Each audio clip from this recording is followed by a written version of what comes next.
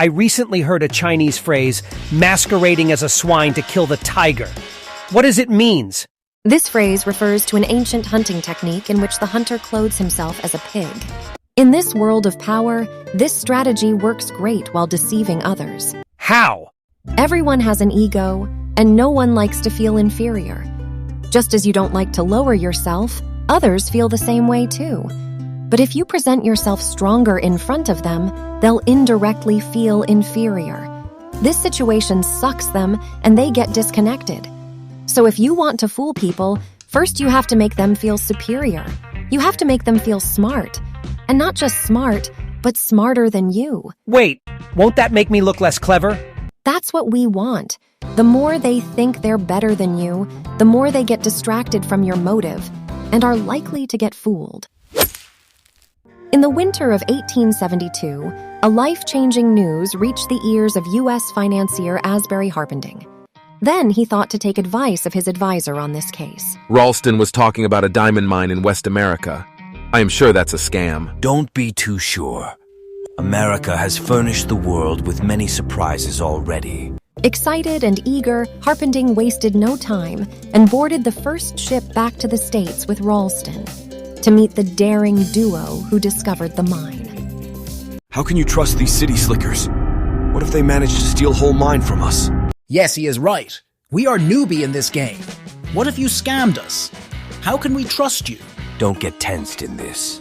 We offer you a jaw-dropping $100,000 up front and $300,000 in escrow, plus an extra $300,000 if the deal succeeded. If it is so, we accept the deal. But Harpending wanted to verify the mine. A great mining expert named Louis Janin visited the site to check if it was a fraud. The financiers watched in amazement as Janin dug the area up and found emeralds, rubies, sapphires, and most of all, diamonds. Wait, what? So it wasn't a scam? Now the financiers plan to get rid of the duo. We are offering you a huge sum of $700,000 to leave your greed. Reluctantly, the duo agreed with an agreement. Then financiers started spending millions in buying equipment and hiring the finest workers in hope of earning billions from the mine. A few weeks later, their dreams shattered. Not a single diamond was found. It was all fake. They successfully became the part of greatest scam of that century. Surely the engineer was fake or they bribed them. No. Arnold and Slack didn't use fake engineer or bribed anyone. All of the experts were real. All of them honestly believed in the existence of mine. The key to their success was their ability to act fool. They dressed poorly, spoke in a simple way, and acted like they know nothing about diamonds. They seemed such a fool that no one could think they were able to fool anyone. But they must have got caught by the police. Remember when financiers offered them money to get their greed aside?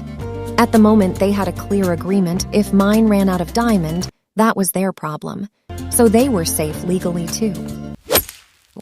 The feeling that someone else is more intelligent is intolerable. We try to justify this feeling in different ways. He only has book knowledge, whereas I have real knowledge. Her parents paid for her to get a good education. If my parents had had as much money... He's not as smart as he thinks.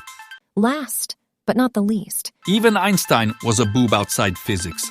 Oh my God, these people are not able to tolerate other being stronger than them. So clear it that everyone likes to feel greater. So make them feel greater, if it benefits you for the long term. But... leave that short-term displeasure of lowering yourself. Be free from that emotional cage and try to have a far sight. Is this law applicable in our daily life? Could you tell me some examples?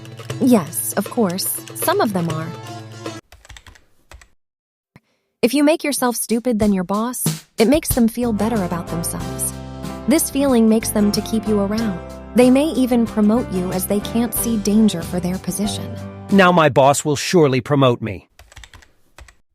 We often see politicians using this strategy to win elections. They will often dress down and speak in a simple way. This makes the voters feel superior, and they are more likely to vote for the politician. Society comprises of persons, and we learnt that person enjoys being superior, so making yourself dumber increases the chances of being accepted in the group. If you are trying to sell a product, you can make yourself seem less intelligent than your potential customers. This will make them feel superior, and they will be more likely to buy your product. So appearing fool is the best disguise? Yes, you are getting the point. Could you tell me one example to prove you understood? At first, those fancy financiers were laughing at Arnold and Slack behind their backs, at their foolishness. But who laughed loudest in the end? At the start of your climb, you cannot play too stupid. You may want your boss to know that you are smarter than the competition around you. As you climb the ladder, you should start to dampen your brilliance. Even after climbing ladder, there are some cases where you have to showcase your knowledge. For example, if you don't carry authority and knowledge, people won't believe what you say. Thus, it is important to be able to play the professor when necessary. But don't adopt that attitude unnecessarily.